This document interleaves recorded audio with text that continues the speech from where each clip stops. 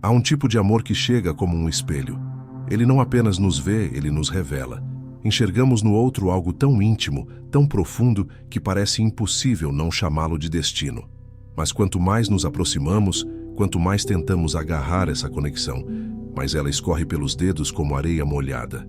O coração pergunta: se ele é reflexo da minha alma, por que o amor se desfaz justamente quando tento segurá-lo?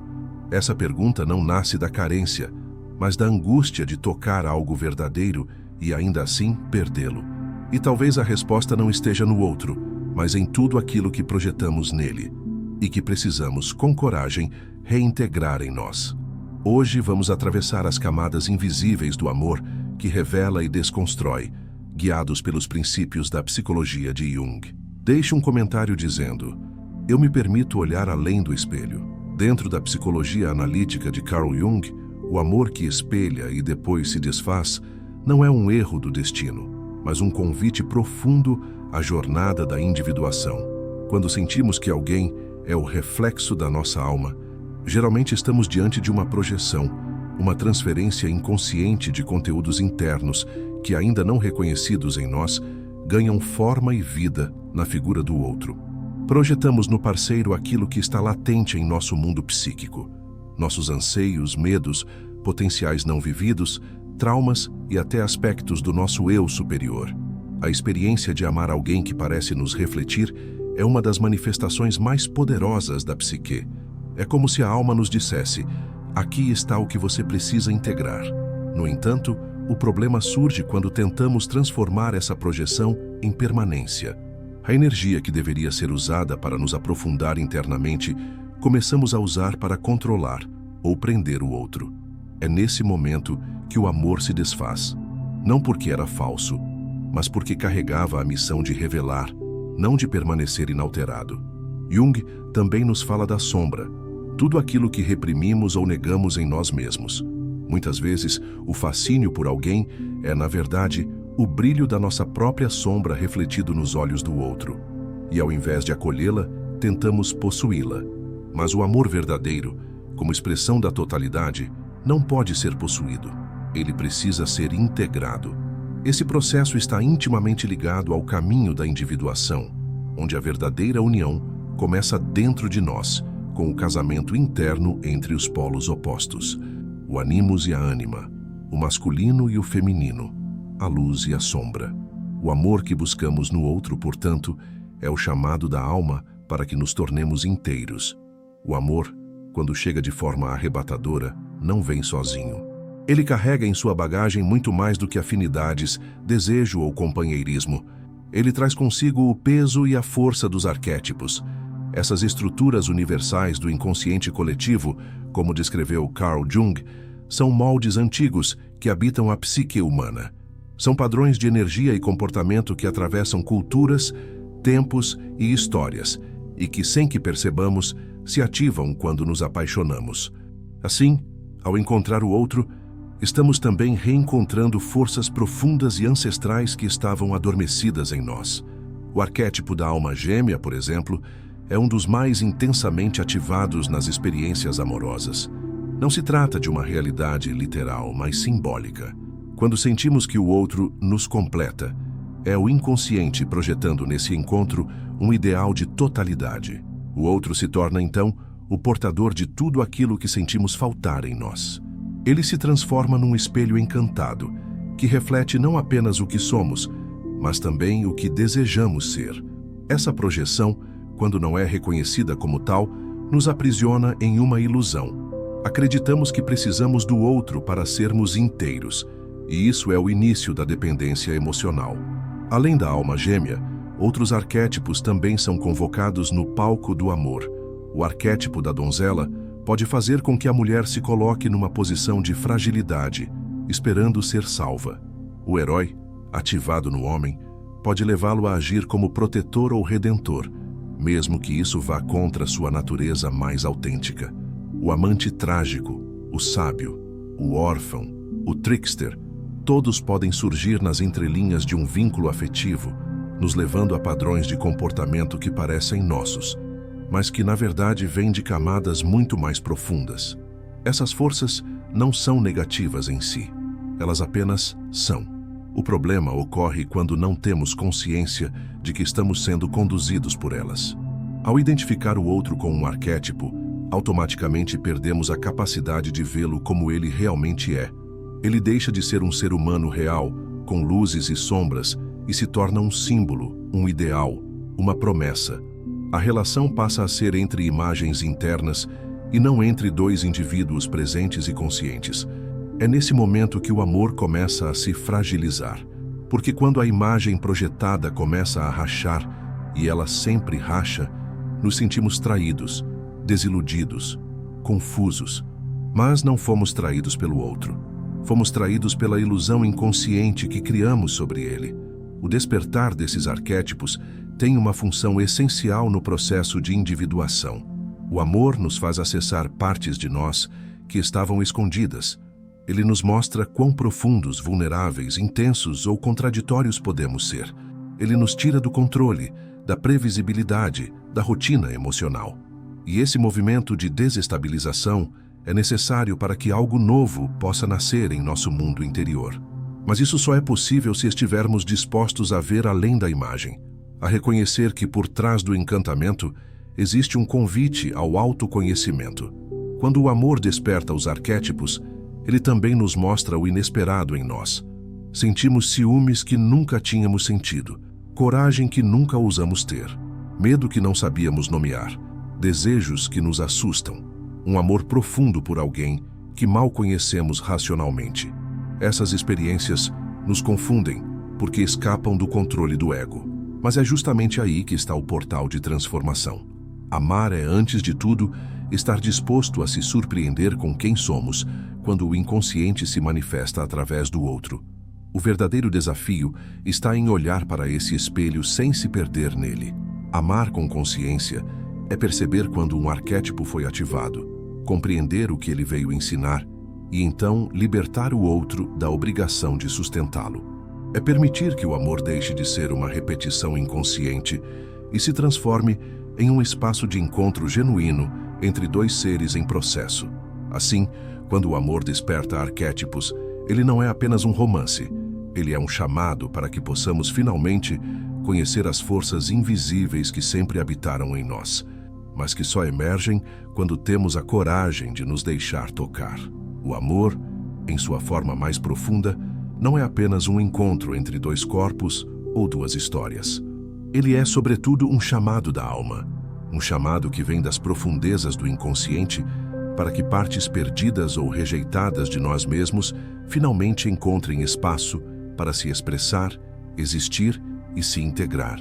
Carl Jung via o amor não como um fim em si mesmo, mas como uma oportunidade sagrada de evolução interior.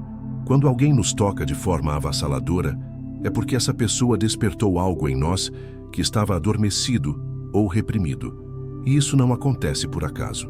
A alma tem seus próprios caminhos, e o amor é um dos mais poderosos entre eles. Esse chamado da alma pode ser confuso, porque ele não vem na forma de uma clareza lógica, mas como um turbilhão de emoções, desejos, medos e revelações. Às vezes, encontramos alguém que parece acender todas as luzes internas e também todas as sombras. Esse encontro pode ser encantador, mas também profundamente desconcertante. Isso acontece porque o outro está funcionando como um portal, um catalisador. Ele ativa em nós não apenas sentimentos românticos, mas memórias arquetípicas, traumas não resolvidos, necessidades não atendidas e potencialidades ainda não vividas. Ele nos convida, mesmo sem saber, a olharmos para dentro. Na linguagem junguiana, essa ativação se relaciona com o processo de individuação, o caminho pelo qual o indivíduo se torna aquilo que ele é em essência, integrando todas as suas partes, conscientes e inconscientes. O amor, nesse contexto, funciona como um espelho que não reflete apenas a nossa beleza, mas também nossas rachaduras. Quando sentimos que o outro nos completa, muitas vezes estamos, na verdade, diante de uma parte de nós que precisa ser reconhecida. O outro não é nossa metade perdida, mas um sinal de que algo dentro de nós deseja emergir. Por isso, o amor verdadeiro não é aquele que nos mantém confortáveis, mas o que nos movimenta. É aquele que nos obriga a nos confrontar com nossas inseguranças, nossas carências, nossos padrões repetitivos. E isso pode ser doloroso, especialmente quando confundimos esse chamado interior com a obrigação de manter o outro ao nosso lado. O erro está em acreditar que o amor só é válido se durar para sempre. Quando fazemos isso, passamos a olhar para o amor como algo a ser possuído e não como uma experiência a ser vivida e assimilada. Na prática, esse chamado à integração pode aparecer de várias formas. Podemos sentir uma conexão inexplicável com alguém e, ao mesmo tempo, um medo visceral de perder essa pessoa. Podemos sentir ciúmes que parecem desproporcionais ou carência que nos envergonha. Essas reações não surgem apenas da relação em si, mas do que ela simboliza dentro de nós. Cada emoção intensa é uma chave. Ela aponta para algo que ainda não foi compreendido ou curado. E o outro, mesmo sem intenção, está nos oferecendo essa chave. É por isso que Jung dizia que conhecer a si mesmo é conhecer o mundo. O outro se torna o caminho para esse conhecimento quando conseguimos olhar além da superfície do relacionamento. A integração ocorre quando deixamos de projetar no outro aquilo que precisamos assumir em nós. Isso significa reconhecer que a admiração que sentimos pode ser um reflexo de talentos próprios que ainda não cultivamos. Que o medo do abandono pode estar ligado a feridas da infância que ainda clamam por acolhimento. Que o desejo de fusão talvez esconda uma negação da própria solidão. A alma nos chama, através do amor, a acolher tudo isso, não para eliminar, mas para incluir. E muitas vezes, esse processo nos leva a aceitar que o amor cumpriu seu ciclo, que aquela pessoa que foi tão essencial para nosso despertar não precisa necessariamente permanecer ao nosso lado para sempre. Quando compreendemos isso, deixamos de segurar o amor com força e começamos a honrá-lo com liberdade. A dor da separação pode existir, mas é acompanhada por um senso de gratidão, porque de alguma forma aquela relação nos trouxe de volta a nós mesmos. O amor então deixa de ser um fim romântico e se torna um início profundo. O início de um caminho que passa pelo autoconhecimento, pela aceitação da nossa inteireza e pela abertura para relações mais conscientes. Quando entendemos o amor como chamado da alma para a integração, ele deixa de ser algo que se desfaz quando tentamos segurá-lo e passa a ser algo que nos transforma, mesmo quando parte. Existe uma tendência profundamente humana de querer manter aquilo que nos faz bem. Quando nos sentimos amados, vistos ou compreendidos por alguém, naturalmente nasce o impulso de preservar esse vínculo, protegê-lo, garantir sua continuidade. Mas, paradoxalmente, é justamente esse movimento de querer segurar o amor que muitas vezes acelera sua dissolução. A psicologia junguiana nos oferece uma compreensão profunda sobre essa dinâmica, revelando que o controle sobre o amor é uma ilusão. E mais que isso, uma armadilha criada pelo medo da perda e pela não aceitação da impermanência. O desejo de controle nasce da insegurança, e a insegurança nasce da separação entre o ego e o self, ou seja, entre a identidade consciente que construímos e a totalidade mais ampla do nosso ser. Quando projetamos no outro o papel de fonte de felicidade ou de completude, passamos a depender dessa pessoa para manter nosso equilíbrio emocional. Criamos, então, uma expectativa inconsciente de que o outro esteja sempre disponível, amoroso, constante, coerente com nossas idealizações. E quando a realidade, inevitavelmente, mostra que o outro é um ser em transformação, com vontades próprias e caminhos internos que não controlamos, sentimos que o amor está escapando por entre os dedos. É nesse ponto que nasce o impulso de segurar. Segurar o amor pode assumir muitas formas sutis. Querer saber onde o outro está o tempo todo, interpretar silêncios como sinais de desinteresse, tentar moldar o comportamento do parceiro, exigir declarações constantes, pressionar para decisões futuras, manipular emocionalmente, ou mesmo se anular para não perder o vínculo.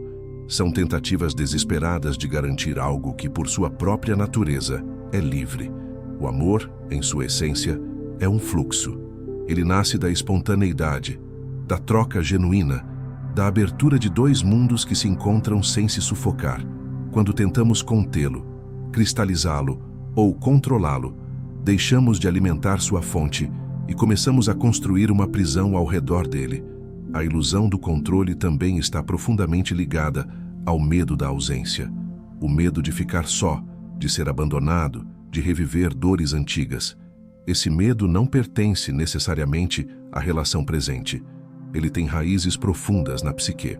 Muitas vezes, o que estamos tentando evitar ao segurar o outro é o contato com um vazio interior que ainda não fomos capazes de habitar com maturidade.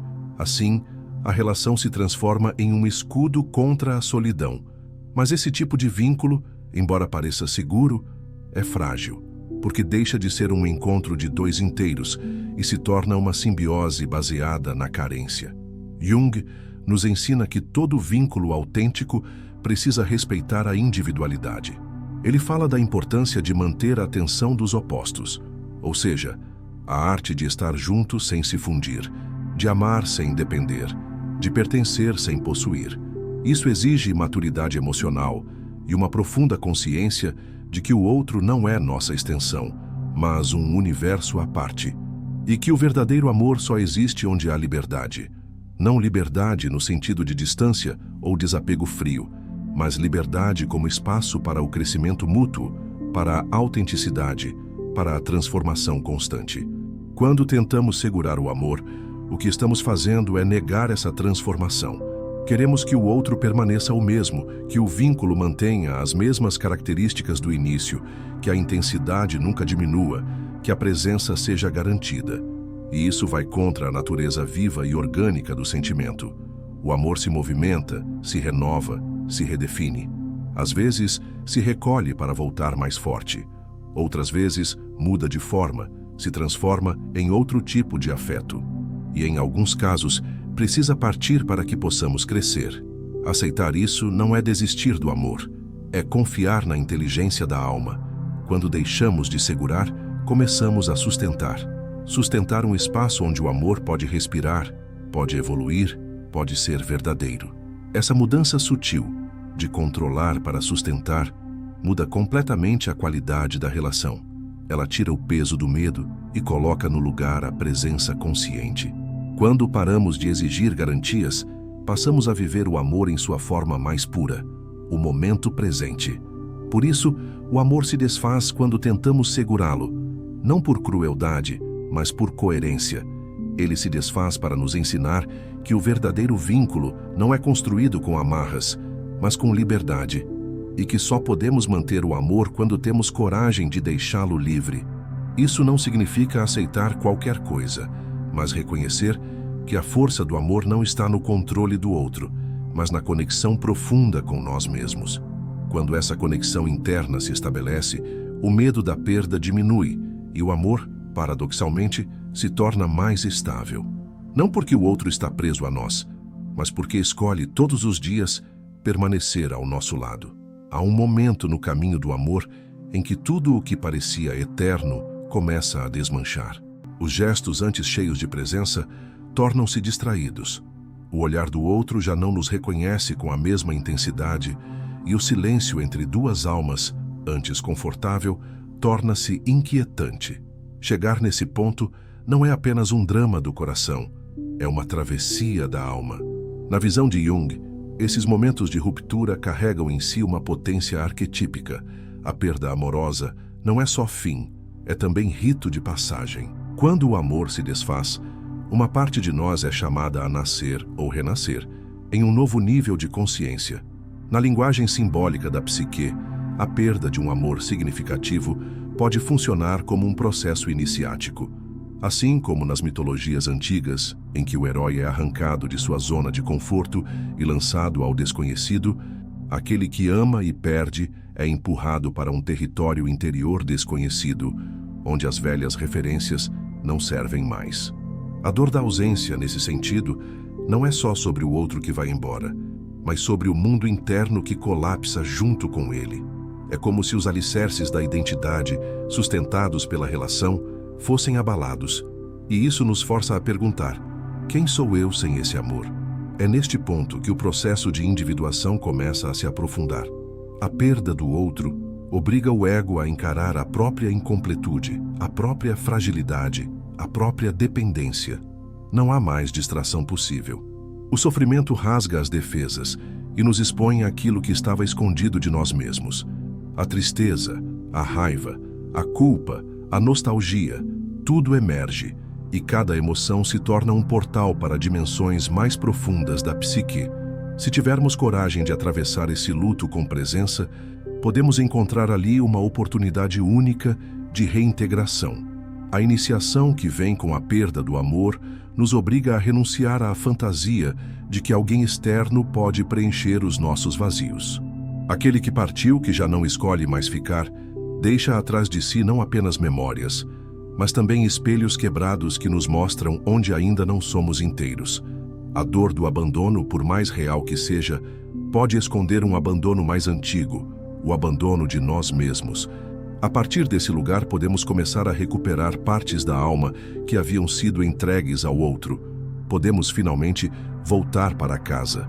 Mas é importante lembrar que esse retorno não é rápido nem indolor. Como todo processo iniciático, ele exige passagem pela escuridão. No simbolismo junguiano, esse momento pode ser comparado à descida ao inconsciente, o mergulho na noite escura da alma. É o período em que sentimos que tudo desmoronou, que nada mais faz sentido.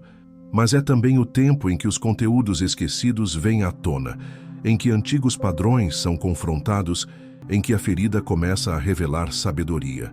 A perda, então, deixa de ser somente falta e começa a se tornar transformação. O amor que parte, muitas vezes, vem cumprir uma missão. Ele desperta, revela, ilumina, e depois, quando a alma já recebeu o que precisava, ele se desfaz.